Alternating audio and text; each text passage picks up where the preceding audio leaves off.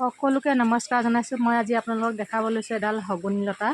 এডাল দেখিছেনে শগুনী লতা? গাত বাত বিষ হ'লেও বান্ধি থ'লে ভাল হয়। আমাৰ মাৰ যিহেতু হাতখনত বিষ আছে, মই সেইকাৰণে সৰুকৈ এডাল আনিছোঁ এডাল বান্ধি থ'বৰ কাৰণে। আৰু ইয়াৰ ডাল পাতখিনি যিখিনি বাকী থাকে মই মাক মানে জালুক আদা দি পিনে ধুনীয়াকৈ উতলাই খাবলৈ দিম। যিহেতু আমাৰ ঘৰত থকাকেইদিন মাক মই বেছিকৈ শগুনী লতাই মানে জুচ কৰি খাবলৈ দিওঁ, চুপৰ নিচিনা। তাৰপিছত যিহেতু কৰোণা কালত এডাল বহুতেই বিচাৰি পাবলৈ দিগদাৰ আছিলে, আজিকালিনো প্ৰত্যেকৰ ঘৰে ঘৰে বুলি ক'লেও বেয়া নহয়।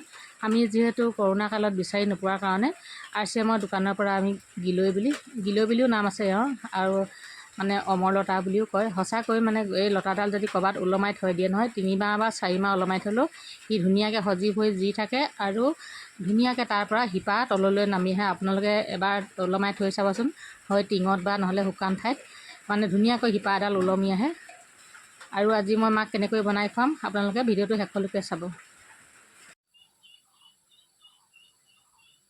এইখিনি বনাইছোঁ আমাৰ মা দৈ বুলি, ভেদাইলতা, শগুনী লতা, জালুক আৰু আদা গুড়ি দি পেলাই খুব ধুনীয়াকৈ উতলাইছোঁ। এইখিনি এতিয়া মাক খাবলৈ দিম।